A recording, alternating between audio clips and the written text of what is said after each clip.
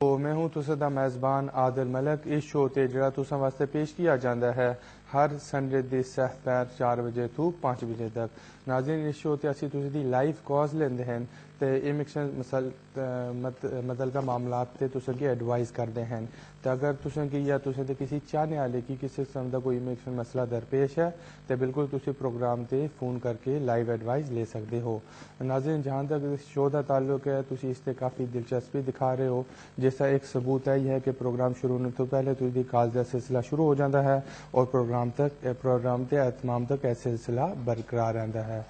नाज़रीन, तुसी भी फोन करना चाहो तो जो नंबर तुझी स्क्रीन पर नज़र आ रहा है उस नंबर पर तुसी फोन कर सकते हो। और अगर तुसी कॉल करोगे तो जी तुसें की कॉल चार्जेस पड़नगे वो तुसें की लोकल रेट से चार्ज होएगी। तो कॉल्स लेने तो पहले बिल्कुल असी तुसें की इमिग्रेशन कवानीन के मुतालिक अपडेट भी देते चलन। इस हफ्ते की जी बड़ी अपडेट है वही है कि एक कैटेगरी सी टायर 1 जनरल तो वो होम ऑफिस ने अनाउंस किया कि वो कैटेगरी वो नैक्सट ईयर अप्रैल थू बंद कर रहे हैं। तो इसका ही मतलब है कि अगर ऑलरेडी किसी को टायर 1 जनरल वीज़ा है जिसका पहले ना HSMP होंदा सी, अगर वो अपना वीज़ा एक्सटेंड कराना चाहते हैं तो 6 अप्रैल 2015 के बाद वो एक्सटेंड नहीं करा सकते हैं। तो नाज़रीन, हुण बढ़ते हैं असी अज दे पहले कॉलर की तरफ। तो तक दे लाइन तर कौन है? जी फरमाओ। जी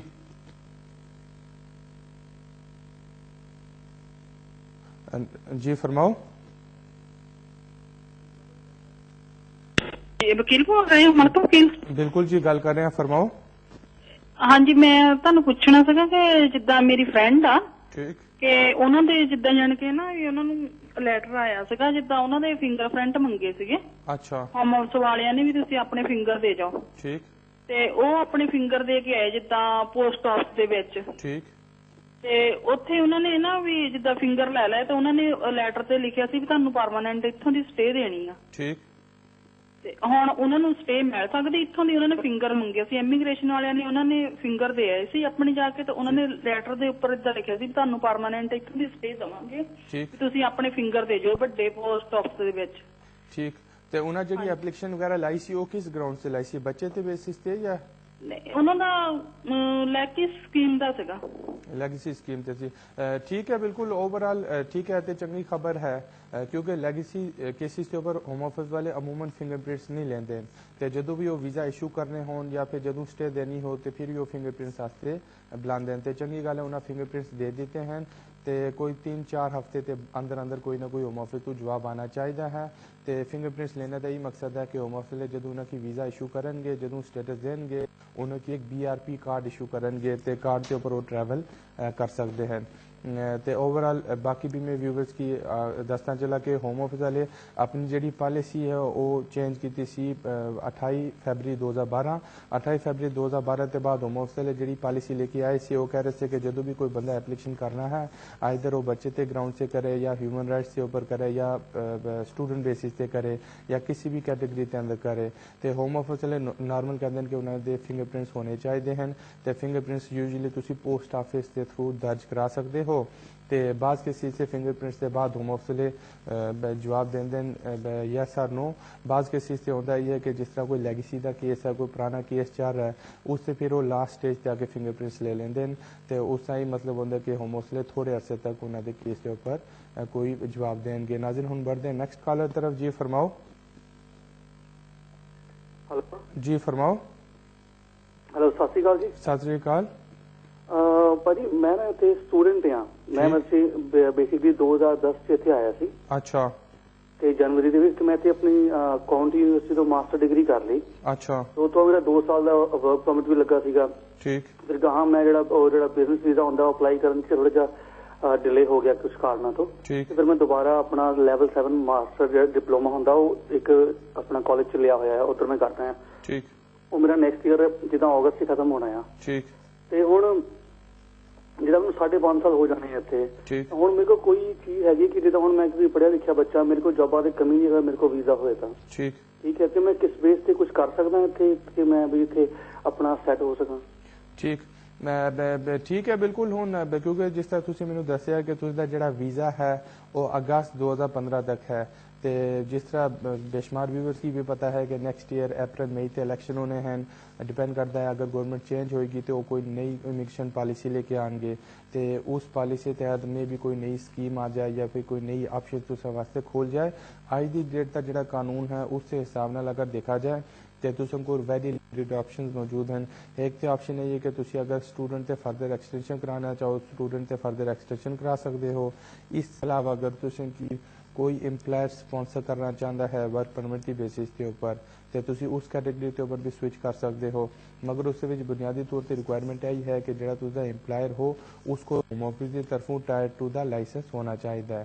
तो इसके अलावा जी तीसरी ऑप्शन है डिपेंड करता है तुझे सरकमस्टांसिस के ऊपर कि अगर तुझी कोई मैरिज वगैरह हो और अगर मैरिज हो किसी इंडेफिनेट होल्डर नाल या फिर ब्रिटिश नेशनल नाल या फिर अगर किसी यूरोपियन नेशनल नाल तो बिल्कुल तुसी उस ग्राउंड से भी एप्लीकेशन जमा करा सकते हो।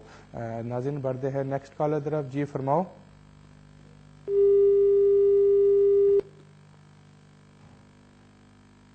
जी फरमाओ। नाज़रीन लगता है कॉलर रस्ते का प्रोग्राम तक मसरूफ हैं तो जिस तरह प्रोग्राम के शुरू से अपडेट दे रहा सी तो एक और जी होम ऑफिस नई अपडेट लेके आए जी नई चेंजेस करना चाहते हैं वो इन्वेस्टर वीजे के ऊपर है। क्योंकि इन्वेस्टर वीज़ा जो कैटेगरी है उस होम ऑफिस की रिक्वायरमेंट सी कि अगर किसी को 1 मिलियन पाउंड है और अगर वो इतने इन्वेस्ट करना चाहते हैं तो उन्हें 3 साल का वीज़ा मिलना चाहिए। इस टाइम गवर्नमेंट यही प्रपोज कर रही है कि जी इन्वेस्टमेंट है वो 1 मिलियन टू 2 मिलियन तक होनी चाहिए। तो फिलहाल इसके ऊपर बहस हो रही है, हाले तो कोई कानून नहीं आया। ऐसे तो प्रोग्राम तक दे रहो जैसे इसके ऊपर कोई कानून आता है या कुछ ऐसी तो जी प्रोग्राम के थ्रू आगाह करेंगे। नाज़रीन बढ़ते हैं नेक्स्ट कॉलर तरफ। जी फरमाओ। हेलो जी हाँ जी सर, मैं एक क्वेश्चन है मैं पूछना चाहना है कि जिदा मैं होम ऑफिस अप्लाई किया सीगा वीजा एक्सटेंशन ਲਈ। अच्छा उन्होंने मैनू अपील का राइट दिते ने उन्होंने रीजन ये दिता है क्योंकि ਜਿਹੜਾ कॉलेज ਸੀਗਾ ਉਹਨੇ कैश विड्रॉल करा लिया। ठीक ਤਾਂ ਹੁਣ मैं ਅੱਗੇ ਕੀ ਕਰ सकता ਹਾਂ। ਤੇ ਤੁਸੀਂ ਦੀ ਐਪਲੀਕੇਸ਼ਨ ਰਿਫਿਊਜ਼ ਕਦੋਂ ਹੋਈ ਹੈ? ਰਿਫਿਊਜ਼ ਲਾਸਟ ਵੀਕ ਹੋਈ ਹੈ। ਲਾਸਟ ਵੀਕ ਠੀਕ ਹੈ ਬਿਲਕੁਲ। ਹੁਣ ਤੁਸੀਂ ਦੇ ਕੇਸ ਤੇ ਸਭ ਤੋਂ ਵਧੀਆ ਆਪਸ਼ਨ ਇਹ ਹੈ ਕਿ ਤੁਸੀਂ ਇਸ डिसीजन के खिलाफ अपील करो। हूँ जो तुम अपील करोगे तो मैटर कोर्ट से चला जाएगा। थोड़े अरसे बाद तुसें कोर्ट की तारीख मिलनी है और फिर कोर्ट से जाके इमिग्रेशन ट्रिब्यूनल से इमिग्रेशन जज की सैटिस्फाई करना पेगा कि किस ग्राउंड से ऊपर कॉलेज तुझी स्पॉन्सरशिप विड्रा की है तो कोर्ट तो तुसी रिक्वेस्ट कर सकते हो कि तुसें 60 डेज का टाइम मिलना चाहिए है तो 60 डेज के अंदर ताकि तुसी किसी और कैटेगरी से स्विच करो या फिर अगर तुसी स्टूडेंट अप्लाई करना चाहते हो तो तुसी कोई और कॉलेज फाइंड आउट करके उस थ्रू एप्लीकेशन जमा करा सकते हो। नाज़रीन बढ़ते हैं नेक्स्ट कॉलर तरफ। जी फरमाओ। मेरा एक नाल दे नाल एक क्वेश्चन एक हो रहा तुसी प्लीज। हेलो जी फरमाओ। जी हाँ जी सर, मैं पूछना चाहना जब मैं एक तो स्विच करके किसी और कैटेगरी भी जा सकता है? जी ठीक है बिल्कुल। जहां तक स्विच करने का ताल्लुक है तो कानूनी तौर पर तुसां कोल 10 दिन हैं जदों तुसां की रिफ्यूजल लैटर मिली है 10 दिन का टाइम है कि तुसी 10 दिन के अंदर अपील करो या फिर 28 दिन का टाइम है कि तुसी किसी और कैटेगरी से स्विच करो। तो मेरे अपने हिसाब नाल तुसां कोल कोई बेहतर ऑप्शन नहीं है। इस टाइम अपील करनी चाहिए है तो नाल अगर तुझे सरकमस्टांसिस काफ़ी चेंज हो जाते हैं तो जदों तुसी कोर्ट से जाने का मौका मिलेगा उत्थे तुसी जज के सामने अपनी अर्जी पेश कर सकते हो उन्हें दस सकते हो कि किस कैटेगरी तुसी रिक्वायरमेंट पूरी कर रहे हो या किस कैटेगरी के अंदर तुसी स्विच करना चाहते हो या फिर जदों कोर्ट से जाओ अगर तुसी अपील अलाउ हो जाए और तुसें 60 डेज का टाइम मिले तो 60 डेज के अंदर भी तुसी किसी और कैटेगरी से स्विच कर सकते हो। अज की डेट से जी प्रेजेंट गवर्नमेंट है वो उन्हें कोई स्टूडेंट वास्ते इस तरह की स्कीम नहीं लाई कि स्टूडेंट किसी कैटेगरी से स्विच कर सकते हैं। जिस तरह पहले बेशुमार स्कीम होंगी सी जिस तरह पोस्ट स्टडी वर्क होंदा सी पोस्ट स्टडी वर्क के अलावा वर्किंग हॉलीडे मेकर सी वर्किंग हॉलीडे मेकर के अलावा फ्रैश टैलेंट स्कीम थी। हमेशा थ्रू स्कीम रही हैं कि अगर कोई स्टूडेंट है इतने कोई कोर्स वगैरह कंप्लीट हो या फिर डिग्री कंप्लीट हो वो आगे किसी करन। फिलहाल जो अज की डेट के रूल्स हैं उसके अंदर स्टूडेंट वास्ते कोई खासी रिलैक्सेशन मौजूद नहीं है। मगर तुसी फर्दर एक्सटेंशन कराना चाहो तो एक तो स्टूडेंट बेस से करा सकते हो। स्टूडेंट के अलावा तुसें कोल ऑप्शन है कि अगर कोई तुझे सरकमस्टांसिस चेंज हो अगर तुझी कोई मैरिज वगैरह हो तो मैरिज ग्राउंड से भी स्विच कर सकते हो। इसके अलावा तुसी वर्क परमिट के ऊपर स्विच कदों ही कर सकते हो अगर तुझी इथों कोई डिग्री कंप्लीट है। डिग्री तो मुराद अगर तुसें कोल कोई अंडर ग्रेजुएट बैचलर्स डिग्री है या फिर पोस्ट ग्रेजुएट कोई मास्टर्स डिग्री है। ਤੇ ਇਸ ਤੋਂ ਇਲਾਵਾ ਜ਼ਾਹਿਰ ਬਾਤ ਹੈ ਇੰਟਰਪ੍ਰੈਨਿਓਰ ਇੱਕ ਹੋਰ ਆਪਸ਼ਨ ਹੈ ਕਿ ਅਗਰ ਤੁਸੀਂ ਇੱਥੇ ਬਿਜ਼ਨਸ ਕਰਨਾ ਚਾਹੋ ਜਾਂ ਫਿਰ ਅਗਰ ਤੁਸੀਂ ਇੱਥੇ ਇਨਵੈਸਟ ਕਰਨਾ ਚਾਹੋ ਤੇ ਉਹ ਆਪਸ਼ਨ ਮੌਜੂਦ ਹੈ, ਮਗਰ ਉਹ ਆਪਸ਼ਨ ਹੁਣ ਹੋਮ ਆਫਿਸ वाले लिमिटेड कर देती है। तो उन्होंने कहना यही है कि अगर कोई स्टूडेंट है और बिजनेस कैटेगरी के ऊपर स्विच करना चाहता है तो अपने होम कंट्री जान अपनी कंट्री ऑफ ओरिजिन जाके उतों वीज़ा ले सकते हैं। नाज़रीन ਸਰ ਮੈਂ ਤੁਹਾਨੂੰ ਇੱਕ ਚੀਜ਼ ਪੁੱਛਣੀ ਸੀ, ਜਾਂ ਇਨ ਟਾਈਮ ਜਿੱਦਾਂ ਅਪੀਲ ਦੇ ਵਿੱਚ ਹੀ ਮੈਂ ਮੈਰਿਜ ਕਰਦਾ ਆ ਤਾਂ ਕਿ ਵੈਲਿਡ ਮੈਨੂੰ ਇੰਡੀਆ ਜਾਣਾ ਪੈਂਦਾ ਹੈ ਕਿ ਇੱਥੋਂ ਕਿ ਮੈਨੂੰ ਵੀਜ਼ਾ ਦੇਣਗੇ? बिल्कुल, अगर अपील तुसी दी पेंडिंग हो और इसी दौरान तुसी दी मैरिज हो जाए तो इथों वीज़ा मिल सकता है, तो तुसें की इंडिया वापस नहीं जाना पैंदा। ਓਕੇ, ਤਾਂ ਮਤਲਬ ਜਿੱਦਾਂ ਅਪੀਲ ਦੇ ਇਨ ਟਾਈਮ ਜਿੱਦਾਂ ਜੋ ਹੀਅਰਿੰਗ ਦੀ ਡੇਟ ਨਹੀਂ ਦਿੱਤੀ ठीक, ਤਾਂ ਮੈਂ ਹੁਣ ਅਪਲਾਈ ਕਰਕੇ ਜਿੰਨਾ ਟਾਈਮ ਮੈਨੂੰ ਮਿਲਦਾ ਆ ਉਸ ਤੋਂ ਪਹਿਲਾਂ ਮੈਰਿਜ ਦਾ ਰਜਿਸਟਰ ਕਰਕੇ ਫਿਰ ਮੈਂ ਇੱਥੋਂ ਅਪਲਾਈ ਕਰ ਸਕਦਾ ਆ? बिल्कुल हुन डिपेंड करता है तुसी दी मैरिज किस नाल हो, आइदर वो ब्रिटिश नेशनल है, इंडेफिनेट होल्डर है या फिर यूरोपियन नेशनल है, मगर तुसी इथों एप्लीकेशन कर सकते हो। Okay, thank you sir, thank you very much. Thank you very much. तो नाज़रीन जिस तरह मैं इस कॉल तो पहले दस रहा सी कि ज़ाहिर बात है होम ऑफिस आए दिन रूल पॉलिसी चेंज कर रहे हैं तो जी प्रेजेंट गवर्नमेंट है वो इमिग्रेशन के ज़्यादा फेवर तो नहीं है, तो ओवरऑल वो डे बाय डे सख्ती ज़्यादा कर रहे हैं। तो नाज़रीन हम बढ़ते नेक्स्ट कॉलर तरफ। जी फरमाओ। मैं गल करनी वजीर साहब। जी फरमाओ। सर मैं अपने ना पुर्तगाल तो आया। ठीक, ਤੇ ਮੇਰੇ ਜਿੱਦਾਂ ਮੇਰੇ ਬੱਚਿਆਂ ਕੋਲ 5-5 ਸਾਲ ਦਾ ਵੀਜ਼ਾ ਆਇਆ ਇੱਥੇ ਇੰਗਲੈਂਡ ਯੂਕੇ ਦਾ। ठीक, ਪਰ ਮੈਂ ਇਸ ਤਰ੍ਹਾਂ ਕੰਮ ਨਹੀਂ ਕਰਦਾ, ਮੈਂ ਬਿਮਾਰ ਹਾਂ ਜਿੱਦਾਂ। ठीक, ਭਾਈ ਮੈਂ ਆਪਣੀ ਬੱਚੀ ਇੰਡੀਆ ਮੰਗੀ ਆ, ਮੈਂ ਜਾਨੀ ਮੈਰਿਜ ਕਰਕੇ ਬੱਚੀ ਨੂੰ ਤੇ ਜਿਹੜਾ ਪ੍ਰਾਹੁਣਾ ਇੰਡੀਆ ਤੋਂ ਲਿਆ ਸਕਦਾ ਇੱਥੇ? ठीक। तो तुसी किस अपने बच्चे की बुलाना चाहते हो किसकी? ਨਹੀਂ ਮੇਰੇ ਬੱਚੇ ਤੇ ਇੱਥੇ ਆ ਗਏ ਆ ਮੇਰੇ ਬੇਸ ਤੇ। ठीक, ਤੇ ਮੈਂ ਜਿੱਦਾਂ ਹੁਣ ਕੰਮ ਨਹੀਂ ਜਿੱਦਾਂ ਕਰਦਾ ठीक, ਤੇ ਬੱਚੇ ਮੇਰੇ ਪੇਪਰਾਂ ਤੇ ਕੰਮ ਕਰਦੇ ਆ। ਠੀਕ ਹੈ। ਜਾ ਰਿਹਾ ਉਹਨਾਂ ਦਾ। ठीक, ਉਹ ਜਾਨੇ ਮੰਗਣੀ ਕਰਾ ਕੇ ਬੱਚੇ ਇੰਡੀਆ ਤੋਂ ਲਿਆ ਸਕਦੇ ਜਿੱਦਾਂ ਮੇਰਾ ਮੁੰਡਾ ਵਾਈਫ ਨੂੰ ਤੇ ਮੇਰੀ ਵਾਈਫ ਮੇਰੀ ਕੁੜੀ ਜਿਹੜੀ ਆਪਣੇ ਹਸਬੈਂਡ ਲਿਆ ਸਕਦੀ ਇੰਡੀਆ ਤੋਂ? ठीक है, बिल्कुल उससे विच मुश्किल है, उससे विच काफी लेंथी प्रोसेस है। मेरा अपना मशवरा तो यही है कि जदों तुसें दे बच्चे की इत्थे 5 साल हो जान ना, 5 साल के बाद वो पक्की स्टे वास्ते अप्लाई कर सकते हैं। जदों उन्हें पक्की स्टे मिल जाए, पक्के पेपर मिल जाए, उसके बाद वो इंडिया ब्याह कर सकते हैं, तो ब्याह के बाद वो अपने हस्बैंड वाइफ की इत्थे बुला सकते हैं। उस तो पहले अगर बुलाना चाहो तो उससे विच काफी लेंथी प्रोसेस है, तो चांसेस भी काफी चंगे नहीं नजर आते हैं। तो बेहतर यही है कि हाले उन्होंने वेट करना चाहिए। जिस दिन 5 साल हो जाए, 5 साल के बाद परमानेंट स्टे अप्लाई कर दें, परमानेंट स्टे के बाद तुसी अप्लाई कर सकते हो। नाज़रीन बढ़ते हैं नेक्स्ट कॉलर तरफ। जी फरमाओ। जी फरमाओ। जी जी फरमाओ। अपनी टीवी की वॉल्यूम तुसी थोड़ी धीमी करके गल करो। हेलो जी। हाँ जी, मैं ना आपने पूछना सीगा, मैं इत्थे अप्लाई कीता सी अपना। अच्छा। ते अपने मैंने 14 साल हो गए। अच्छा। 2000 ਦਾ ਮੇਰਾ ਅਪਲਾਈ ਕੀਤਾ ਹੋਇਆ ਕੇਸ। ठीक, ਤੇ ਅਸੀਂ ਲਾਸਟ ਈਅਰ ਦਸੰਬਰ ਦੇ ਵਿੱਚ ਰਿਮਾਈਂਡਰ ਮਿਲਣ ਪਾਇਆ ਸੀਗਾ। अच्छा, ਤੇ ਉਸ ਤੋਂ ਬਾਅਦ ਫਿਰ ਅਸੀਂ ਜਨਵਰੀ 'ਚ ਫਿਰ ਰਿਮਾਈਂਡਰ ਪਾਇਆ, अच्छा, ਪਰ ਇਹਨਾਂ ਨੇ ਕੋਈ ਵੀ ਜਵਾਬ ਨਹੀਂ ਦਿੱਤਾ ਸਾਨੂੰ। ठीक। ਤੇ ਤੁਸੀਂ ਐਪਲੀਕੇਸ਼ਨ ਕਦੋਂ ਜਮ੍ਹਾਂ ਕਰਾਈ ਸੀ? ਐਪਲੀਕੇਸ਼ਨ ਪਾਈ ਨੂੰ ਮੈਨੂੰ 4 ਸਾਲ ਹੋ ਗਏ। 4 ਸਾਲ ਹੋ ਗਏ। ਔਰ ਜਦੋਂ ਤੁਸੀਂ ਜਮ੍ਹਾਂ ਕਰਾਈ ਸੀ ਹੋਮ ਆਫਿਸ ਦੀ ਫੀ ਵੀ ਪੇ ਕੀਤੀ ਸੀ ਤੁਸੀਂ? ਹਾਂਜੀ, ਉਹਨਾਂ ਦੀ ਫੀ ਪੇ ਕੀਤੀ ਸੀ ਤੁਸੀਂ ਜਦੋਂ ਐਪਲੀਕੇਸ਼ਨ ਜਮ੍ਹਾਂ ਕਰਾਈ ਸੀ? ਹਾਂਜੀ, ਐਪਲੀਕੇਸ਼ਨ ਜਿਹੜੀ ਜਮ੍ਹਾਂ ਕਰਾਈ ਸੀ ਨਾ, ਅਸੀਂ ਇਹਨਾਂ ਦੱਸਿਆ ਸੀ ਵੀ ਮੈਂ 2000 ਦੇ ਵਿੱਚ ਆਇਆ ਵਾ। ਅੱਛਾ। ਤੇ ਇਹਨਾਂ ਨੇ ਫਿਰ ਕਿਹਾ ਸਾਡੇ ਕੋਲ ਤੁਹਾਡਾ ਕੋਈ ਡਾਕੂਮੈਂਟਸ ਹੈ ਨਹੀਂਗਾ। ਅੱਛਾ। ਅੱਛਾ, ਫਿਰ ਮੈਂ 2005 ਦੇ ਵਿੱਚ ਆਪਣਾ ਇੱਥੇ ਕੰਮ ਚਾਲੂ ਕਰਨਾ ਕੀਤਾ ਸੀਗਾ। ਠੀਕ ਹੈ। ਫਿਰ ਇਹਨਾਂ ਨੂੰ ਅਪੀਲ ਤੇ ਅਸੀਂ ਫਿਰ ਇਹਨਾਂ ਨੂੰ ਲੈਟਰ ਪਾਈ ਔਰ ਉਹ ਜਿਹੜੇ ਬਿੱਲ ਸੀ ਸਾਰੇ ਭੇਜੇ ਆ। ਅੱਛਾ। ਵੀ ਅਸੀਂ ਇਸ ਤਰ੍ਹਾਂ ਵੀ ਇਹ ਆਇਆ ਹੋਇਆ ਵਾ। ਅੱਛਾ। ਠੀਕ ਹੈ ਨਾ, ਤੇ ਉਸ ਬਾਅਦ ਵਿੱਚ ਉਹਨਾਂ ਨੇ ਐਕਸੈਪਟ ਕਰ ਲਿਆ ਸੀ। ਅੱਛਾ। ਹੁਣ ਕੰਸੀਡਰੇਸ਼ਨ ਕਰਦੇ ਆ ਤੇ ਤੁਸੀਂ ਵੇਟ ਕਰੋ। ठीक। बिल्कुल कोई जवाब नहीं दे रहे। उससे तो ठीक है, तुसां कोल हुन गिनी चुनी ऑप्शन है। नंबर 1 पे ऑप्शन यही है कि तुसी होम ऑफिस की एक और लेटर लिखो, रिमाइंडर भिजवाओ ते नाल रिमाइंडर ते उन्हें यह भी मेंशन करो कि आयदा अगर ते ओ तुसे ते केस के ऊपर फैसला नहीं कर देन कोई 3 to 4 हफ्ते के अंदर अंदर, तो तुसी इस मैटर की कोर्ट से भी लेके जा सकते हो। तो कोर्ट से तुसी चैलेंज कर सकते हो कि होम ऑफिस वाले 3-4 साल तो तुझे केस के ऊपर फैसला नहीं कर रहे, हालांकि होम ऑफिस की चाहिए सी कि तुझे केस के ऊपर 6 to 8 महीने के अंदर अंदर फैसला कर दें।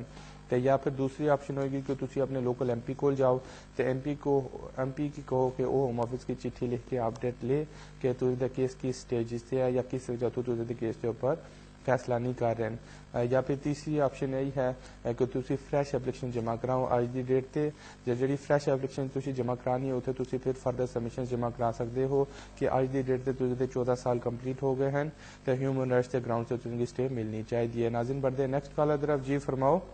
हाँ जी मैं गल करनी सी। बिल्कुल गल कर रहे हैं, फरमाओ। हाँ जी मैं पूछना चाहता सी कि मेरे को इंडियन पासपोर्ट है तो मैं इतनी 40 साल तो रह रहे हैं। अच्छा। वो मेरे को इंडेफिनिट स्टे लगी है। अच्छा। पुराने पासपोर्ट में लगी है तो इसमें मैं नवा पासपोर्ट मेरा आ गया इंडियन। ठीक। मैं उससे किस तरह ट्रांसफर करा सकता? ठीक ठीक है। इस कोई कानूनी रिक्वायरमेंट नहीं है कि तुसी ट्रांसफर लाजमी कराओ ते जदों भी तुसी ट्रैवल करना चाहते हो तो बिल्कुल अपना पुराना पासपोर्ट जिसके ऊपर इंडेफिनेट लगी है वो ते नया पासपोर्ट अपने ना रखो। एयरपोर्ट ते जदों पूछा जाए तो उन्होंने तुसी अपना पासपोर्ट दिखा सकते हो पुराना पासपोर्ट ते उन्हें एंट्री की जी स्टैंप है वो नवे पासपोर्ट ते लगा देनी है। मगर अगर तुसी फिर भी स्टैंप नए पासपोर्ट से ट्रांसफर कराना चाहो तो बिल्कुल वो कर सकते हो। होम ऑफिस की वैबसाइट से एक फॉर्म है NTL के ना थू तो वो फॉर्म तुसेंगी फिल करके भेजना पेगा। जदों तुसी फॉर्म फिल करके भेजोगे तो नाल उसे तुसेंगी 2 अपने पासपोर्ट साइज फोटोग्राफ्स नाल अपना पासपोर्ट नया वाला तो इसके अलावा पुराना पासपोर्ट जिथे ऊपर स्टैंप लगी है तो इसके अलावा कोई प्रूफ ऑफ एड्रेस जमा कराना पेगा तो कोई 4 to 6 वीक के अंदर अंदर उन्होंने तुसेंगी नई स्टैंप भेज देनी है तो फिर तुसी अपना नया पासपोर्ट ते नई स्टैंप अपने कोल रखो। जदों भी फिर तुसी वापस आओ तो उन्होंने दिखा सकते हो। जिस तरह मैं प्रोग्राम के शुरू से दसिया सी कि हुण होम ऑफिस वाले पासपोर्ट स्टैंप नहीं कर देन ते तुसेंगी जिहड़ा इंडेफिनेट मिलना है वो इंडेफिनेट दा कार्ड इशू करनगे ते वो तुसी कार्ड अपने नाल रखना ते नाल अपना करंट पासपोर्ट ਤੇ ਉਹਨਾਂ ਨੂੰ ਫੀਸ ਕਿੰਨੀ ਭੇਜਣੀ ਪੈਂਦੀ ਹੈ ਉਹਨਾਂ ਨੂੰ? ਉਸ ਦੇ ਵਿੱਚ ਨਾਰਮਲ ਹੋਮ ਆਫਿਸ ਦੀ ਜਿਹੜੀ ਫੀ ਹੈ ਉਹ 215 ਪਾਉਂਡ ਹੈ ਅਗਰ ਤੁਸੀਂ ਨਾਰਮਲ ਪੋਸਟ ਤੇ ਅਪਲਾਈ ਕਰਨਾ ਚਾਹੋ। ਅਗਰ ਤੁਸੀਂ ਸੇਮ ਡੇ ਲੈਣਾ ਚਾਹੋ ਤੇ ਸੇਮ ਡੇ ਦੀ 400 ਪਾਉਂਡ ਐਕਸਟਰਾ ਫੀ ਹੈ। ਮਗਰ ਬਿਹਤਰ ਹੈ ਕਿ ਬਾਏ ਪੋਸਟ ਭੇਜ ਦਿਓ ਤੇ ਜਦੋਂ ਤੁਸੀਂ ਜਮ੍ਹਾਂ ਕਰਾਣੀ ਹੈ ਤੇ ਕੋਈ 4 ਤੋਂ 6 ਵੀਕ ਜਾਂ 8 ਵੀਕ ਲੱਗ ਸਕਦੇ ਹਨ। उससे तुसी अपने फिंगरप्रिंट्स वगैरह उससे पोस्ट ऑफिस जाके उत्थे उन्हां नूं बिल्कुल हाँ जी जरूर तुसी एप्लीकेशन करनी है ते एप्लीकेशन भेजने ते बाद जैसे उन्हें फी चुकनी है ते फी ते बाद तुसेंगी लैटर आ जानी है फिंगरप्रिंट्स दी ते फिंगरप्रिंट्स तुसी फिर अपने लोकल पोस्ट ऑफिस जाके एनरोल करा सकते हो। लोकल पोस्ट ऑफिस से? यस। अच्छा फॉर्म दे नाल ही ना भेजी कि ना? नहीं फॉर्म दे नाल नहीं भेज सकते हो ना क्योंकि तुसी जदों एप्लीकेशन जमा करानी है होम ऑफिस वाले एप्लीकेशन कंसीडर करके तुसेंगी लैटर भेजणगे ते वो लैटर तुसी पोस्ट ऑफिस लेके जा सकते हो। ओके थैंक यू जी। ठीक है तो जिस तरह मैं तुसेंगी दसिया है कोई लाजमी नहीं है कि तुसी स्टैंप चेंज करवाओ तो उसकी अपनी मर्जी है मगर अगर कराओगे तो वो चंगी गल है। होम ऑफिस को तो उसकी अप टू डेट डिटेल्स होंगी। नाज़रीन बढ़ते नेक्स्ट कॉलर तरफ। जी फरमाओ। जी हेलो जी फरमाओ। वालेकुम सलाम। सर मैं ये पता करना है कि मेरी इस तरह वालदा ने पाकिस्तान। अच्छा। और उन्होंने इस वक्त मेरे डैडी के बिहाफ से ब्रिटिश नेशनल से उन्होंने डेथ हो गई है। अच्छा। वो पेंशन वगैरह मिल रही है सब इस तरह ना मतलब अच्छा। उन्होंने सब कुछ उन्होंने बिहाफ से मिल रहा है इस तरह। अच्छा। मैं चाह रही थी कि उन्होंने मैं यूके च बुलाना क्योंकि मैं खुद भी ब्रिटिश नेशनल है। मैं चाह रही थी कि उन्होंने इतने यूके च बुला लो क्या सानू कोई इसका बेनिफिट मिल सकता है कि ऑलरेडी पेंशन होल्डर ने? ठीक। और मदर की एज कितनी है? ओवर 16 है जी। ओवर 16 तुझे और कोई भैन भरा है कि नहीं है? हाँ जी उत्थे है होते हैं। ठीक है नहीं इसमें कोई ज्यादा फर्क नहीं पैना बल्कि इस नाल केस ज्यादा वीक हो जाना है क्योंकि तुझे फादर दी ते डेथ हो गई है ते फादर ते ग्राउंड से ते मदर आ नहीं सकते ते अगर तुसी अपने ग्राउंड से बुलाना चाहो तो होम ऑफिस की सैटिस्फाई करना पेगा कि जी मदर हैं तुसी तो पर फाइनेंशियली डिपेंडेंट हैं ते फाइनेंशियली डिपेंडेंट इस नाल तुसी यह भी प्रूव करना पेगा तुसी तो पर फिजिकली डिपेंडेंट हैं ते जाहिर बात अगर उन्होंने पेंशन आ रही है तो होम ऑफिस वाले इसी ग्राउंड से एप्लीकेशन रिफ्यूज कर सकते हैं कि मदद उसकी फाइनेंशियली डिपेंडेंट नहीं है क्योंकि उन्होंने एवरी मंथ पेंशन आ रही है तो अपने आप की पाकिस्तान गुजारा कर सकते हैं। तो इसके अलावा भी जारी बात है जुलाई 2012 के बाद जी कैटेगरी सी डिपेंडेंट पेरेंट्स वाली वो काफ़ी चेंज कर दी सी तो उस काफ़ी सख्ती ज़्यादा की सी तो हुण होम ऑफिस यही चेक करना चाहते हैं और इसी बेस से वीज़ा देंगे अगर उस सैटिस्फाई हो गए कि मदर या फिर अगर कोई भी यहाँ पे इतने पक्का बंदा वो अपने पेरेंट्स की बुलाना चाहन आइदर वो फाइनेंशियली डिपेंडेंट हैं या नहीं हैं फाइनेंशियली ते नाल तकनगे कि वो फिजिकली डिपेंडेंट हैं या नहीं हैं तो अगर किसी की एज ओवर 70 हो हो तो फिर केस दे ज्यादा चंगे चांसेस हैं। नाज़रीन बढ़ते नेक्स्ट कॉलर की तरफ। जी फरमाओ, जी फरमाओ जी। हेलो जी फरमाओ। मलिक बिल्कुल बिल्कुल गल कर रहे हैं, फरमाओ। ओके, मेरा ना बेटा 9 ਸਾਲ ਦਾ ਹੋ ਗਿਆ ਤੇ ਜਿੱਦਾਂ ਅਸੀਂ ਕੇਸ ਲਾਇਆ ਸੀ ਰਿਫਿਊਜ਼ ਕਰਤਾ ਹੈ। अच्छा ਤੇ ਉਹਨਾਂ ਨੇ ਕੁਝ ਕਰਦੇ ਨੇ ਪਏ ਨਾ, ਉਧਰ ਕੋਈ ਜਵਾਬ ਆਂਦਾ ਪਿਆ ਤੇ ਕਿਸੇ ਨੇ ਸਾਨੂੰ ਹੋਰ ਨੇ ਅਸੀਂ ਕਿਸੇ ਕੋਲੋਂ ਐਡਵਾਈਸ ਲਿੱਤੀ ਸੀ, ਉਹ ਕਹਿੰਦੇ ਕਿ 10 ਸਾਲ ਦਾ ਹੋ ਲੈਣ ਦੋ ਫਿਰ ਜ਼ਿਆਦਾ ਚਾਂਸ ਨੇ। ठीक। और बच्चे की बर्थ इतने हुई है? हाँ जी। बच्चे की बर्थ कितने हुई है? बर्थ उन्होंने बच्चे की बर्थ अच्छी हुई है ना? इतने हुई है, ठीक। तो तुझी जी एप्लीकेशन है वो रिफ्यूज हो गई है? हाँ जी। ठीक है, बिल्कुल। हुन तुसां कोल दो ऑप्शन हैं। एक तो ऑप्शन है कि जेड़ा तुझा केस रिफ्यूज हुआ है उसके खिलाफ तुसी हाई कोर्ट से अपील कर सकते हो।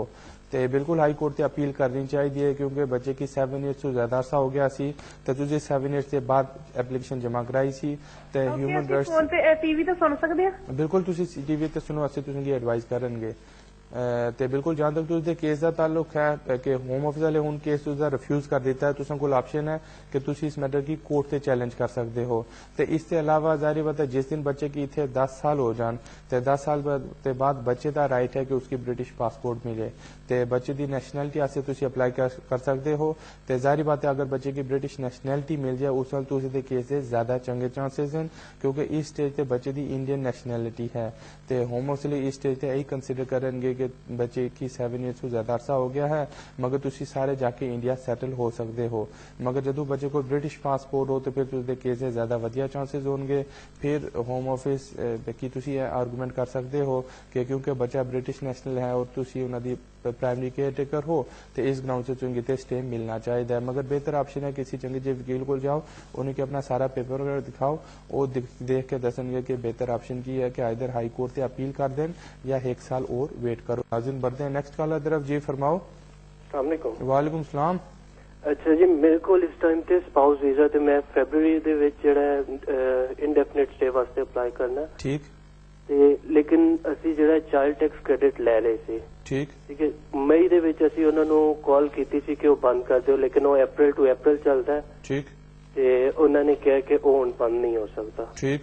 ਤੇ ਉਹ ਹੁਣ ਵੀਜ਼ੇ ਦੇ ਵਿੱਚ ਪ੍ਰੋਬਲਮ ਕਰੇਗਾ ਅੱਗੇ ਚੱਲ ਕੇ, ਤੇ ਉਹਦਾ ਕੀ ਹੱਲ ਹੈ? ठीक। बिल्कुल ओवरऑल जाहिर बात है अगर तुसी या तुसी वाइफ दोनों काम कर रहे हो तो इनकम लो होने की वजह तो तुसी चाइल्ड टैक्स क्रेडिट मिल रहा है, इस तरह तुसी इंडेफिनेट दी एप्लीकेशन के ऊपर कोई खासा इफेक्ट नहीं पड़ेगा। तो ओवरऑल यही है कि बिल्कुल तुसी फरवरी ते एप्लीकेशन जमा कराओ। एप्लीकेशन के नाल वधिया ऑप्शन है कि तुसी अपनी पे स्लिप जमा कराओ, वाइफ दी पे स्लिप जमा कराओ। मकान अगर किराए ते लिता है तो मकान का किराए का एग्रीमेंट, अगर तुसी वाइफ का अपना मकान है तो उन्होंने मकान की लैंड रजिस्ट्री।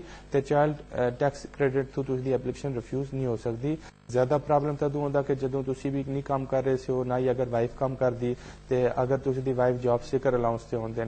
तो नाज़रीन बढ़ते नेक्स्ट कॉलर तरफ। जी फरमाओ। हेलो जी। जी फरमाओ।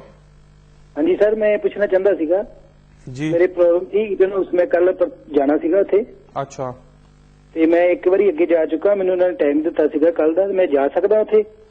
ਤੇ ਤੁਸੀਂ ਦੀ ਕੋਈ ਐਪਲੀਕੇਸ਼ਨ ਵਗੈਰਾ ਪੈਂਡਿੰਗ ਹੈ ਕਿ ਨਹੀਂ ਹੈ? ਹਾਂਜੀ ਹਾਂਜੀ, ਮੈਂ ਹਿਊਮਨ ਰਾਈਟ ਦਾ ਕੇਸ ਲਗਾਇਆ ਸਰ। ਤੇ ਹਾਲੇ ਐਕਨੋਲਜਮੈਂਟ ਆ ਗਈ ਹੈ ਹੋਮ ਆਫਿਸ ਤੋਂ? ਨਹੀਂ, ਉੱਥੋਂ ਕੁਝ ਨਹੀਂ ਆਇਆ, ਉਹਨਾਂ ਨੇ ਮੈਨੂੰ ਟਾਈਮ ਦਿੱਤਾ ਵੀ ਕੱਲ ਆਣ ਕੇ ਮਿਲ। ठीक है, डिपेंड करता है तुझे केस के ऊपर। बेहतर ऑप्शन है कि तुझे किसी चंगे जे वकील की जाके मिलो, उन्हें अपनी फाइल दिखाओ। तो फाइल देखने के बाद ही वो तुझे दस देंगे कि आयदर तुझा केस किस जगह ते स्टैंड करता है। मगर तुझे साइन ते जाना चाहिए है क्योंकि तुझे मैंने दसिया है कि ह्यूमन राइट ते साइन ते बिल्कुल जाओ। नाज़रीन इतने वक्त हुआ चलता है छोटी सी ब्रेक का। तुझे टीवी तकते रहो, असी चांदी लम्हों ते फिर हाजिर होंगे।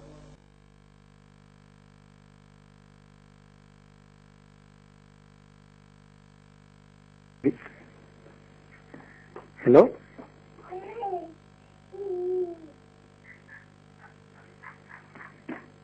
हेलो हेलो हेलो जी फरमाओ। हाँ जी, यहाँ पे सत श्री अकाल। सत श्री अकाल। हाँ जी भाजी, मेरे क्वेश्चन सीगा, मैं मतलब मेरे को ना यूरोपीयन नैशनैलिटी आ। ठीक। ते मेरे को प्रूफ आ, मतलब मेरा भरा ते ओदी फैमिली ਅੱਛਾ ਮੇਰੇ ਭਰਾ ਦੀ ਏਜ 30 ਸਾਲ ਦੀ ਆ। ਠੀਕ। ਮੇਰੇ ਕੋਲ ਪ੍ਰੂਫ ਹੈ, ਅਸੀਂ 4-5 ਸਾਲ ਇੱਕ ਘਰ ਦੇ ਵਿੱਚ ਇਕੱਠੇ ਰਹੇ ਆ। ਅੱਛਾ। ਤੇ ਹੁਣ ਮੈਂ ਇੰਗਲੈਂਡ ਆ ਚੁੱਕਾ ਹਾਂ। ਠੀਕ। ਤੇ ਮੈਨੂੰ 6 ਮਹੀਨੇ ਇੱਥੇ ਕੰਮ ਕਰਦੇ ਨੂੰ ਹੋ ਗਏ ਆ, ਤੇ ਮੈਂ ਆਪਣੇ ਹੁਣ ਬ੍ਰਦਰ ਉਹਦੀ ਫੈਮਿਲੀ ਨੂੰ ਇੱਥੇ ਟੂਰਿਸਟ ਵੀਜ਼ੇ ਤੇ ਸੱਦਿਆ ਵਾ। ਠੀਕ। ਤੇ ਮਤਲਬ ਇਸ ਬੇਸਿਸ ਤੇ ਉਹਨੂੰ ਕਰ ਸਕਦਾ, ਕਿਉਂਕਿ ਸਾਡੇ ਕੋਲ ਇਕੱਠੇ ਰਹਿਣਗੇ ਪ੍ਰੂਫ ਆ। ਮੈਂ ਮਤਲਬ ਹੋਮ ਸਪੇਸ ਤੇ ਪੜਿਆ ਸੀਗਾ, ਏਦਾਂ ਕੁਝ ਹੋ ਸਕਦਾ, ਤੇ ਇਕੱਠੇ ਰਹਿੰਦੇ ਆ ਘਰ ਦੇ ਅੰਦਰ। ਠੀਕ। ਤੇ ਇਸ ਬੇਸ ਤੇ ਹੁਣ ਇਸ ਵੇਲੇ ਟੂਰਿਸਟ ਵੀਜ਼ੇ ਤੇ ਇੱਥੇ ਇੰਗਲੈਂਡ ਮੇਰੇ ਕੋਲ ਆਇਆ ਵਾ, ਇਸ ਬੇਸ ਤੇ ਮਤਲਬ ਉੱਪਰ ਸੇ ਅਪਲਾਈ ਕਰ ਸਕਦਾ, ਉਹਨੂੰ ਮਿਲ ਸਕਦਾ ਰੈਜ਼ੀਡੈਂਟ ਪਰਮਿਟ ਇੱਥੇ। ਔਰ ਤੁਸੀਂ ਬ੍ਰਦਰ ਦੇ ਕੋਈ ਬੱਚੇ ਵੀ ਹਨ? ਹਾਂਜੀ, ਉਹਦਾ ਇੱਕ ਬੱਚਾ ਵਾ, ਉਹਦੀ ਵਾਈਫ ਆ। ਤੇ ਮਤਲਬ ਮੈਂ ਨਾ ਜਦੋਂ 6 ਮਹੀਨੇ ਉਹਨੂੰ ਉੱਥੇ ਪੈਸੇ ਭੇਜਦਾ ਰਿਹਾ ਵਾ, ਹਰ ਮੰਥਲੀ 300-400 ਪਾਉਂਡ ਉਹਨੂੰ ਹਰ ਮਹੀਨੇ ਦਾ ਬੈਂਕ ਅਕਾਊਂਟ ਵਿੱਚ ਭੇਜ ਰਿਹਾ ਵਾ। ਸਾਡੇ ਬੈਂਕ ਅਕਾਊਂਟ ਇਕੱਠਾ ਸੀਗਾ ਉੱਥੇ। ठीक ठीक है, बिल्कुल। इससे भी है कि ब्रदर अगर अप्लाई करना चाहते हैं तो बिल्कुल एक प्रोविजन है, उसके तहत एप्लीकेशन जमा कराई जा सकती है, मगर एप्लीकेशन दे सक्सेसफुल होने के चांसेस काफ़ी कम हैं। उसकी बड़ी वजह यही है कि ब्रदर की ऑलरेडी मैरिज हो गई है, तो ऑलरेडी उन्होंने इंडिपेंडेंट लाइफ है, प्लस उन्होंने बच्चा भी है, तो होम ऑफिसर इस चीज़ की एक्सेप्ट नहीं करेंगे। तो बेहतर ऑप्शन है कि ब्रदर को कोई और ऑप्शन हो तो उसके ऊपर जाना चाहिए है, तो उसे दे ग्राउंड से अप्लाई करने नाल वीजा मिलने के काफ़ी लेस चांसेस हैं। नाज़रीन बढ़ते हैं नेक्स्ट कॉलर तरफ। जी फरमाओ। जी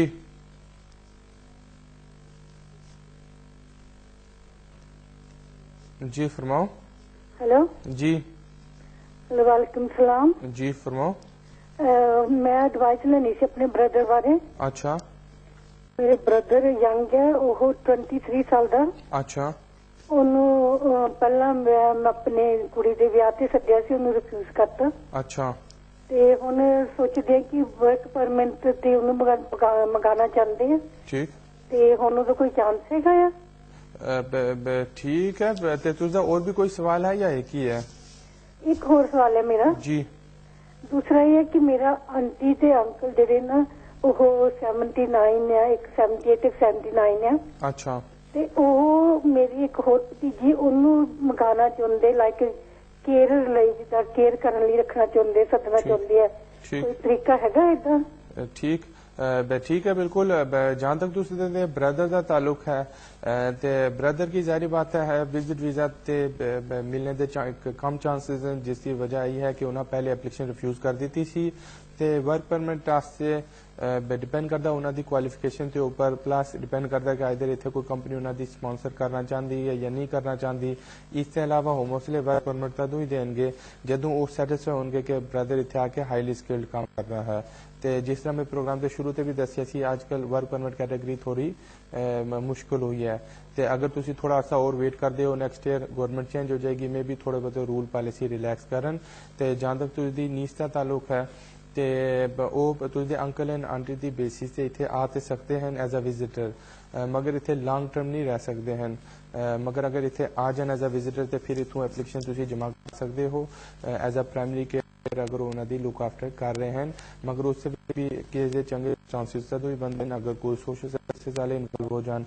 इसके अलावा अगर कोई डॉक्टर वगैरह चिट्ठी चंगी जी दे दे कि तुझी लुक आफ्टर कर रही है, तो उन्होंने अलावा उन्होंने लुक आफ्टर करने से इतने कोई और अवेलेबल है। हाजिर बढ़ते नेक्स्ट कॉलर तरफ। जी फरमाओ। सत श्री अकाल। सत श्री अकाल भाजी, मैं पहले थानू 2 मिनट पहले जी मेरे को कहना मैं यूरोपियन वाला भाजी, मैं मतलब होम स्पेस से पढ़िया वा, ठीक वकील सलाह भी ली थी। वो मैंने कहता जे मतलब एक इकट्ठे रह रहे हैं, उससे 2 ऑप्शन, जैसे एक्सटेंडेड फैमिली मैंबर है मेरे ब्रदर की फैमिली, ठीक क्या मतलब मेरे डिपेंडेंट है एक घर ਦੇ ਵਿੱਚ ਇਕੱਠੇ ਫੈਮਿਲੀ ਮੈਂਬਰ ਜਿਹੜਾ ਰਹਿ ਰਹੇ ਆ। ਇਸ ਵੇਸ ਤੇ ਨਹੀਂ, ਕਿਉਂਕਿ ਉਹਦੀ ਫੈਮਿਲੀ ਮੇਰੇ ਨਾਲ 4-5 ਸਾਲ ਇੱਕ ਘਰ ਦੇ ਵਿੱਚ ਇਕੱਠੇ ਰਹੇ ਆ। ਸਾਡਾ ਬੈਂਕ ਅਕਾਊਂਟ ਇਕੱਠਾ ਵਾ, ਇਹ ਮੇਰੇ ਸਾਰੇ ਪ੍ਰੂਫ ਹੈਗੇ ਆ। ਤੇ ਹੁਣ ਵੀ 2 ਮਹੀਨੇ ਵਿੱਚ ਉਹਦੀ ਫੈਮਿਲੀ ਰਹਿ ਰਹੀ ਆ। ਇਹ ਕੋਈ ਇਸ਼ੂ ਪੁਆਇੰਟ ਨਹੀਂ ਹੈਗਾ, ਮਤਲਬ ਡਿਪੈਂਡੈਂਟ ਨਹੀਂ ਹੈਗਾ ਮੇਰੇ ਤੇ, ਅਸੀਂ ਇਕੱਠੇ ਰਹਿ ਰਹੇ ਆ। बिल्कुल। मैं पहले भी तुझे जवाब देती कि प्रोविजन है, कानून है कि ब्रदर अप्लाई कर सकता है, मगर इस एप्लीकेशन सक्सेसफुल होने के चांसेस कम है। जिस तरह में बढ़ जाए दसी सी कि अगर एप्लीकेशन होम ऑफिस की जमा करा तो बिल्कुल करा सकते हो, मगर होम ऑफिस से एप्लीकेशन यूज कर सकते हैं कि ब्रदर की ऑलरेडी मैरिज हो गई है। तो होम ऑफिस की अपनी पॉलिसी है कि अगर किसी की मैरिज हो जाए तो वो किसी के ऊपर डिपेंडेंट नहीं रहता। उन्होंने एप्लीकेशन जी यूरोपियन है वो तदों अप्रूव होती है कि अगर होम ऑफिस सैटिस्फाई हो ਬ੍ਰਦਰ ਤੁਸੀਂ ਦੇ ਉੱਪਰ ਡਿਪੈਂਡੈਂਟ ਹੈ ਤੇ ਸਾਰੀ ਬਾਤ ਹੈ ਓਵਰਆਲ ਐਪਲੀਕੇਸ਼ਨ ਜਮ੍ਹਾਂ ਕਰਾ ਸਕਦੇ ਹੋ ਤੇ ਅਗਰ ਤੁਸੀਂ ਕੋਸ਼ਿਸ਼ ਕਰਨਾ ਚਾਹੋ ਤੇ ਕੋਸ਼ਿਸ਼ ਕਰ ਬਿਲकुल जिस तरह नाज़रीन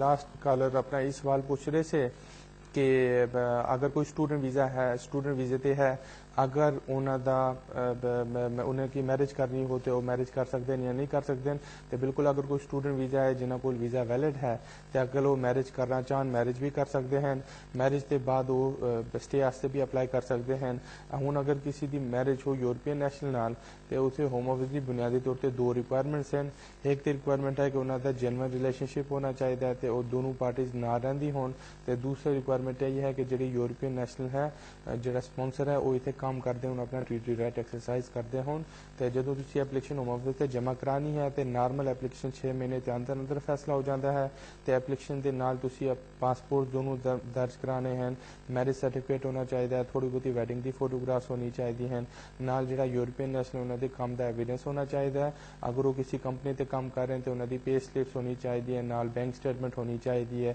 इसके अलावा कॉन्ट्रैक्ट ऑफ एम्प्लॉयमेंट होना चाहिए नाल कोई P60 वगैरह है वो भी तुम दर्ज करा सकते हो नाज़रीन बढ़ते नेक्स्ट कॉलर तरफ जी फरमाओ हाँ जी भाई सत श्री अकाल सत श्री अकाल हाँ जी भाजी मैं ना अज तो 3 साल पहला आप इमीग्रेशन से पेश हो गई थी क्योंकि मेरे को वीजा नहीं सीगा ठीक तो मेरे को वीजा नहीं सी तो मैं हो गई सी उन्होंने कोल तो लेकिन फिर बाद च उन्होंने मेरी टिकट कराती सीगी अच्छा पर मैंने कुछ प्रॉब्लम हो गई सीगी जिवें कि मेरा ब्लड प्रेशर हार्ट दी थोड़ी जी तो उस तो बाद जी टिकट कराई सी मैं गई नहीं सी उस टिकट ते ठीक मेरा ना हुण पासपोर्ट उन्होंने दे कोल है ना वो मैनू मिल सकता है कि नहीं मैनू जाना पैना है ठीक है नॉर्मल तौर पे तो होम ऑफिस की पॉलिसी है कि अगर कोई बंदा है जो ओवर स्टे है या फिर किसी को इतने स्टेटस नहीं है तो उसका पासपोर्ट होम ऑफिस यूजली मोड़ के नहीं देंगे अगर तुम उन्होंने कॉन्टैक्ट करते हो और उन्होंने दस दो कि हुण तुसीं वापस जाना चाहते हो तो वो तुसें एयरपोर्ट से पासपोर्ट देंगे इस तरह वापस नहीं भेजना तो बेहतर ऑप्शन यही है कि तुसी किसी चंगे जे वकील की जाके मिलो उन्होंने दसो कि भाई हुण तुसी इत्थे रहना चाहते हो या वापस जाना चाहते हो अगर रहना चाहते हो तो तुसदे सारे सर्कमस्टांसिस देख के तुसें दसणगे तुसें वास्ते ऑप्शन की है हुण डिपेंड करता है तुसदे सर्कमस्टांसिस के ऊपर कि तुसें इत्थे रहिंदे रहिंदे कितना अरसा हो गया है इत्थे कोई तुसदी फैमिली वगैरह है नहीं है तो इसके अलावा कोई और तुसदा क्लोज रिलेटिव वगैरह इत्थे है या नहीं है कोई तुसी टैक्स वगैरह पे कीता नहीं कीता तुसदी अपनी मेडिकल कंडीशन किस किस्म की है अगर कोई मेडिकल ट्रीटमेंट वगैरह चल रही है नहीं चल रही वो सारे सर्कमस्टांसिस देखने के बाद तुसें दसणगे कि अगर कोई ह्यूमन राइट्स की बेस से तुसी अपनी फाइल जमा करा सकते हो या नहीं कर सकते हो हाँ जी भाजी पता की है फिर मेरे को तो डॉक्टर नहीं ना है इतने है ना जिवें मैं इंडिया तो दवाई जिस तरह मंगाती थी अपनी बाकी ये जे मैं चली भी जानी है ना भाजी फिर मैं दोबारा आ सकती हूँ फिर ते तुसी आए विजिट वीजे ते से हो मैं हाँ गुरुद्वारा साहब वाले वीजे ते आई थी जिस तरह तुसी ओवरस्टे कदों कीता है उससे भाजी मैनू हो गए 3 साल तो हो ही गए 3 साल ते तुसी कोई फाइल वगैरह भी जमा कराई सी कि कोई नहीं कुछ नहीं कराया जी कुछ ते पासपोर्ट तुझा वैलिड है एक्सपायर हो गया है नहीं वैलिड है जी वैलिड है ठीक है ओवरऑल अगर तुसी वापस जाना चाहो जा सकते हो हुण 2 ऑप्शन है एक तो ऑप्शन है कि अगर तुसी अपनी टिकट ते जांदे हो तो 2 साल के बाद तुसी वापस आने वास्ते कोशिश कर सकते हो या फिर अगर तुसी गवर्नमेंट की टिकट लेके जांदे हो तो 5 साल के बाद तुसी वापस आने की कोशिश कर सकते हो थैंक यू ठीक है थैंक यू वेरी मच नाज़रीन बढ़ते हैं नेक्स्ट कॉलर तरफ जी फरमाओ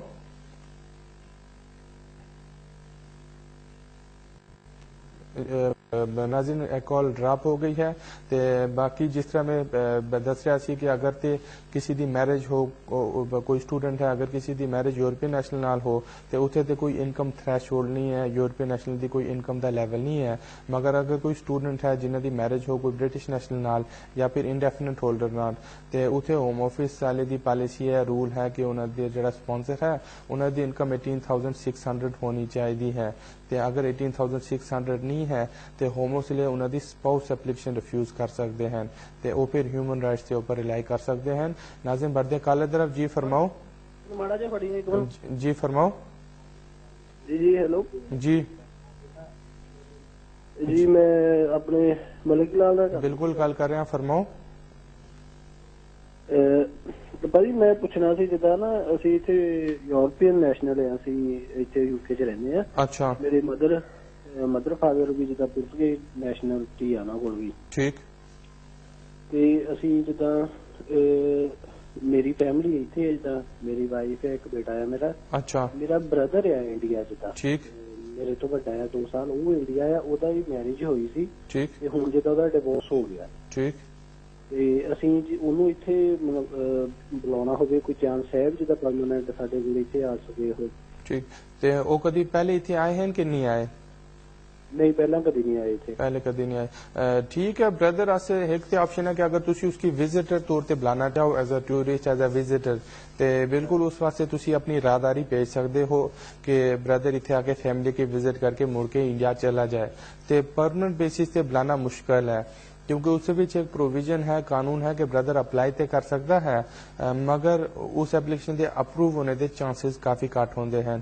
उस कैटेगरी के उपर अप्रूवल के ज्यादा चांसेस तदों होंदे हैं कि जदों जिहड़ा बंदा अप्लाई करे एप्लीकेंट हो अगर तो उन्हां दी एज अंडर 21 हो, 21 साल तो घट, या फिर कोई बंदा ओवर 65 साल तो ज्यादा हो। अगर कोई 20 ते हो गया 21 तो 65 के अंदर अगर वो एप्लीकेशन ते जमा करा सकते हैं मगर एप्लीकेशन अप्रूव होने के चांसेस काफी घट रहिंदे हैं। नाज़रीन बढ़ते हैं नेक्स्ट कॉल की तरफ। जी फरमाओ। हेलो जी। हाँ जी भाजी। जी फरमाओ। हाँ जी वकील साहब जी। बिल्कुल गल कर रहे हैं, फरमाओ। हाँ जी भाजी, वो अपनी मेरी गल पिछे रह गई सिर्फ मैं पुछना सी जिदा जे मुंडा इत्थे होवे जिदा ना स्टडी बेस ते आया। अच्छा। ते जद अपनी कुड़ी नाल ब्याह कराउणा होवे ते फिर ओदी लिमिट है ओदी बेग दिखा देण दी?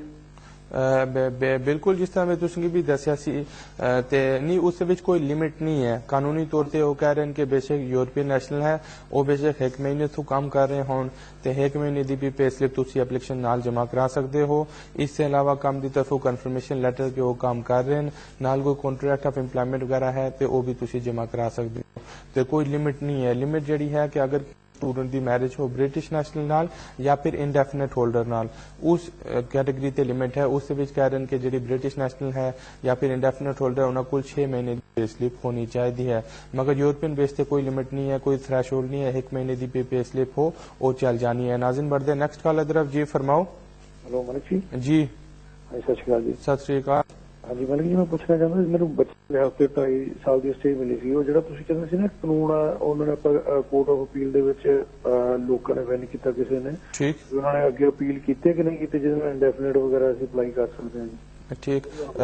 बिल्कुल इस केस से होम ऑफिस ने आगे अपील नहीं की सुप्रीम कोर्ट ते ओवरऑल होम ऑफिस यही कह रहे हैं कि असं ये पॉलिसी की दोबारा रिव्यू कर रहे हैं ते जड़ी कोर्ट ऑफ अपील फैसला किया 16 अक्तूबर की वो फैसला यही सी कि अगर किसी बच्चे की थे 7 ईयर्स हो गए हैं तो बच्चे का बेस्ट इंटरेस्ट यही है कि उन्हें इंडेफिनेट मिलनी चाहिए है क्योंकि 3 साल वाली जी स्टैंप मिलती है या 2.5 साल वाली जी स्टैंप मिलती है उस बच्चों की काफ़ी प्रॉब्लम होती है। बाज़ यूनिवर्सिटी लोन नहीं देंदी, बाज़ उन्होंने यूनिवर्सिटी ओवरसीज फी चार्ज करते हैं तो ओवरऑल फिलहाल होम ऑफिस इस पॉलिसी के उपर गौर कर रहे हैं। हाले तक होम ऑफिस ने कोई हतमी फैसला नहीं किया तो जैसे वो करेंगे असी प्रोग्राम के जरिए तुसें की आगाह करेंगे। नाज़रीन बढ़ते नेक्स्ट कॉल की तरफ। जी फरमाओ।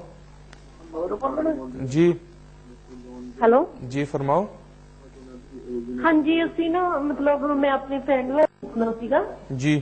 ਉਹਨਾਂ ਦਾ ਪਹਿਲਾਂ 18 ਸਾਲੀ ਕੇਸ ਲੱਗਾ ਸੀਗਾ ਬਟ ਹਾਈ ਕੋਰਟ ਤੋਂ ਰਿਫਿਊਜ਼ ਹੋ ਗਿਆ। ਅੱਛਾ। ਤੇ ਹੁਣ ਉਹਨਾਂ ਨੂੰ ਮਤਲਬ 20 ਸਾਲ ਹੋ ਗਿਆ, ਹੁਣ ਉਹ ਅਪਲਾਈ ਕਰ ਸਕਦੇ ਆ? ਤੇ ਉਹਨਾਂ ਦੀ ਐਂਟਰੀ ਇੱਥੇ ਕਿਸ ਤਰ੍ਹਾਂ ਹੋਈ ਸੀ? ਵੀਜ਼ੇ ਤੇ ਆਏ ਸੀ ਵਿਦਆਊਟ ਵੀਜ਼ਾ? वीजे ते आए थे। वीजे ते आए थे। ठीक है। ओवरऑल अगर तो किसी बंदे की 20 साल हो जानते हैं ह्यूमन राइट्स के ग्राउंड के ऊपर उन्होंने केस काफी हद तक स्ट्रांग है। इससे अलावा जाहिर बात है होम ऑफिस वाले की अपनी पॉलिसी है, रूल है, रेगुलेशन है पैराग्राफ 276 ADE कि अगर किसी बंदे की 20 साल हो गए तो उसकी थे स्टेटस मिलना चाहिए है। तो बिल्कुल वो किसी फौरी तौर पर चंगे जो वकील को जान उन्होंने अपने सारे पेपर वर्क दिखान के वो कदों आए से उन्होंने ओरिजिनल पासपोर्ट किथे है, होम ऑफिस ने 2 साल पहले एप्लीकेशन किस ग्राउंड से रिफ्यूज की सी, हाई कोर्ट किस बेसिस से उन्होंने केस रिफ्यूज किया सी ते ਉਹਨਾਂ ਦੀ ਜਿਹੜੀ ਮਤਲਬ ਕਿ ਸੋਲਿਸਿਟਰ ਆ ਨਾ ਉਹਨਾਂ ਦੀ ਕੋਲ ਹੀ ਉਹਨਾਂ ਦੇ ਪੇਪਰ ਆ ਸਾਰੇ। ਅੱਛਾ। ਤੇ ਉਹਨਾਂ ਦਾ ਏਜ ਕਿੰਨੀ ਹੈ? ਉਹਨਾਂ ਦੀ ਏਜ ਉਹਨਾਂ ਦੀ ਨੀਅਰਲੀ 34-35 ਆ। ਤੇ ਉਹਨਾਂ ਦੀ ਜਿਹੜੀ ਐਪਲੀਕੇਸ਼ਨ ਹੈ 2 ਸਾਲ ਪਹਿਲੇ ਰਿਫਿਊਜ਼ ਹੋ ਗਈ ਸੀ। ਹਾਂਜੀ ਉਹਨਾਂ ਨੇ ਮਤਲਬ ਇਹਨਾਂ ਨੂੰ ਡਿਵੋਰਸ। ਹੈਲੋ ਜੀ। ਭਾਜੀ ਮੈਂ ਡਰਿੰਕ ਐਂਡ ਡਰਾਈਵ ਦਾ ਹੋ ਗਿਆ ਸੀਗਾ ਜਿੱਦਾਂ ਉਹਦੀ ਐਲੀਗੇਸ਼ਨ ਲਾਇਆ ਸੀਗਾ। ਅੱਛਾ। ਹਾਂਜੀ ਤੇ ਪਹਿਲਾਂ 14 ਸਾਲ ਚ ਲਾਇਆ ਸੀ, ਉਸ ਚੀਜ਼ ਦਾ ਨਹੀਂ ਰਿਫਿਊਜ਼ ਕਰ ਦਿੱਤਾ ਸੀਗਾ। ਅੱਛਾ ਤੇ ਹੁਣ 20 ਈਅਰ ਹੋ ਗਿਆ ਜਦੋਂ ਪੂਰੇ, ਤੇ ਹੁਣ ਦੁਬਾਰਾ ਲਾ ਸਕਦੇ ਨਾ ਕੇਸ? बिल्कुल 20 साल की बेसिस ते एप्लीकेशन जमा करा सकते हो। ते जाहिर बात है पहले भी जदों तुसी केस जमा कराया सी ते अगर ते होम ऑफिस वाले कह रहे थे कि उन्होंने क्रिमिनल कन्विक्शन है ड्रिंक एंड ड्राइव, तो उत्थे तुसी होम ऑफिस नूं रिक्वेस्ट कर सकते हो या कोर्ट तो रिक्वेस्ट कर सकते हो कि इन्हां की इंडेफिनेट नहीं मिलनी चाहिए है, बल्कि इंडेफिनेट के बजाय इन्हां की 3 साल की डिस्क्रिप्शन लीव मिलनी चाहिए है। तो मैनू समझ नहीं आई है कि उन्हां की डिस्क्रिप्शन लीव किस वजह तो नहीं मिली, मगर हुण क्योंकि 20 ईयर्स हो गए तो अज दे डेट 20 साल वाला कानून भी है, तो बिल्कुल कोशिश की जा सकती है। जदों एप्लीकेशन जमा कराएंगे तो होम ऑफिस वाले कोई 3 तो 6 महीने के अंदर अंदर फैसला कर देंगे। अगर तो उन्हें स्टेटस दे दिता तो 2.5 साल का स्टे मिलना है। अगर उन्हें केस रिफ्यूज किया तो उत्थे इन्हों को ऑप्शन होगी कि मैटर कोर्ट से लेके जान, तो कोर्ट की रिक्वेस्ट करेंगे इन्हें ह्यूमन राइट्स के ग्राउंड से स्टे मिले। नाज़रीन बढ़ते नेक्स्ट कॉल की तरफ। जी फरमाओ। जी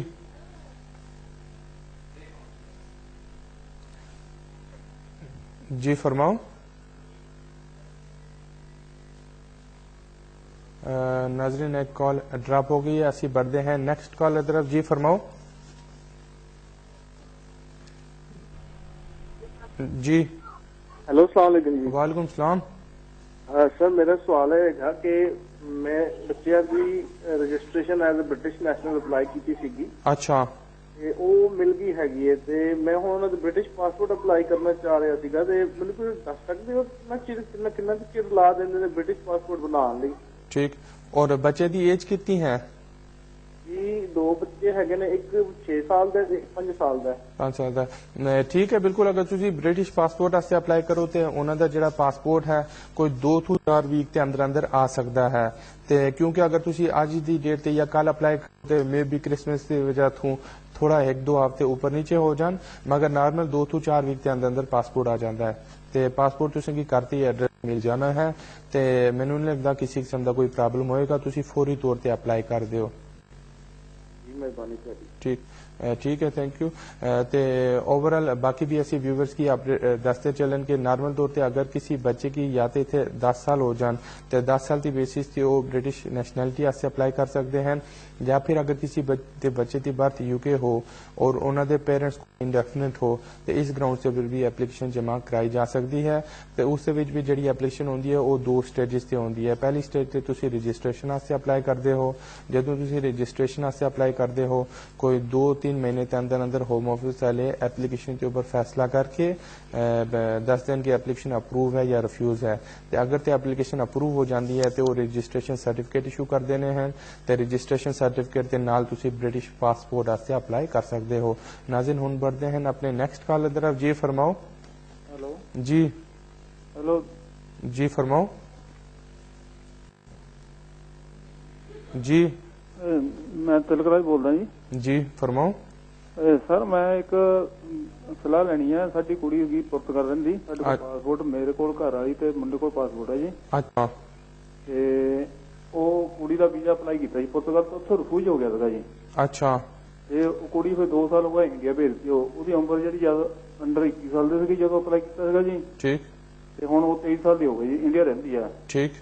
ਉਹਨੂੰ ਵੀਜ਼ਾ ਕਿੱਦਾਂ ਮਿਲ ਜਾਊਗਾ ਨਹੀਂ ਜੀ? और तुझी बच्ची है? हजे अनमैरिड है जी, 23 साल उम्र हो गई ਉਹਦੀ। 23 साल उम्र हो गई है, ठीक है। अब हुण उन्हां कोल 2 ऑप्शन मौजूद हैं ना। एक तो ऑप्शन यही है कि वो India through as a tourist ते इत्थे आ सकते हैं, एज अ फैमिली विजिटर इत्थे आ सकते हैं। तो इत्थे आंदे ते फिर रेजिडेंस कार्ड वास्ते एप्लीकेशन कर सकते हैं, या फिर दूसरी ऑप्शन है कि इंडिया थ्रू रेजिडेंस कार्ड वास्ते एप्लीकेशन करन।